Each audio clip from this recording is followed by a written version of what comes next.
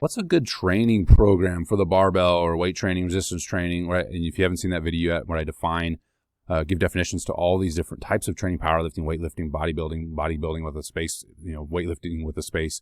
Make sure you check that video out. I think it's very important. The definitions matter. Words matter. The dictionary matters. It'll help maybe decipher if some of your training hasn't been on point because you've been doing the wrong type of training. But this video is about something as a coach I've encountered, and I hear it expressed with people that are just training, not necessarily coaching as well. And this question of what is a good program? What program should I do? What do you recommend? What do you think is a great program? And I won't say, I get this all the time. It's not like people are stopping me in the street and asking me, hey, what's a good program?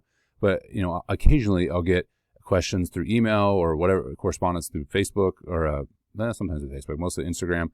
What's a good program? It's my clients I work with, that are just doing diet. What's a good program? It's a good question, of course. Athletes, right? So over the years of coaching, when I was a young coach, that seems like a long time ago because I was young a long time ago. Too old to be young, too young to be old. I read a lot of books, and I still do. But, I was just pulling in all this information about coaching and what was the best way to write strength conditioning program. How do you set up jump training? How do you set up conditioning? How do you set up, change of direction if it's even needed, so on and so forth. And of course, lifting weights, what's the right way to do that? And I got to the point where I just locked up as a coach. I had so many ideas coming into my head from so many great sources that I was never able to just figure out what the heck I was doing. And so I had to take some time and back up a little bit and say, okay, what is the goal of training? What's the goal? The goal is to knock the body out of its internal constancy, its homeostasis, to challenge it with some sort of stimulus in order to see improvement in a variable you want to see improvement in. So for example, if you want to get stronger, you got to lift heavy stuff. That's just the way it is. If you want to get bigger, if you want to gain muscle mass, you're going to have to put in some volume in there. Now, we can argue about relative intensity and things like that, but the point is you still have to put some volume in. You have to. You have to build volume out. That's just the way it is. If you want to move things, if you want to move fast, you got to move fast. I mean, that's the way it is. So you got to practice moving fast. You can't move slow to move fast. It doesn't work that way. And so when I was able to step back and look at that, those pretty simplistic thoughts, it helped me to evaluate programs easier. It was easier for me to write programs because I can look at a program and say, okay, what am I trying to accomplish here? I want to get stronger, or I want my athlete to get stronger. I want this client to get stronger. Okay, that's what they've asked for. All right, so this week I am doing this percentage or this load. Next week I need to do more, and it needs to be heavier. That's simple, and if that compromises some of the volume as I do it, then so be it. But they have to lift heavier weights than they did the week before, the cycle before. Now, how much heavier weights? Somebody's a beginner can maybe lift 3 to 5 pounds a week. If somebody's new, somebody's been lifting for a while, they could, 1 pound would be quite an accomplishment. Now, does that mean it's always going to work out? No, but the idea is there's a progressive overload. Now we can overlay all the tricks, right? So I have videos out on set and repetition strategies, and some of those repetition strategies I really like, and I'm going to continue to use them. But if there's not a progressive overload within the training day, but also from cycle to cycle, then we're just playing games with numbers and we're just doing fun workouts, right? And that's fine, but workouts is not what I'm looking for. I'm looking for good training sessions to build towards variables that I want to see progress in. And so if there's no progressive overload as part of that, then I'm not really accomplishing anything.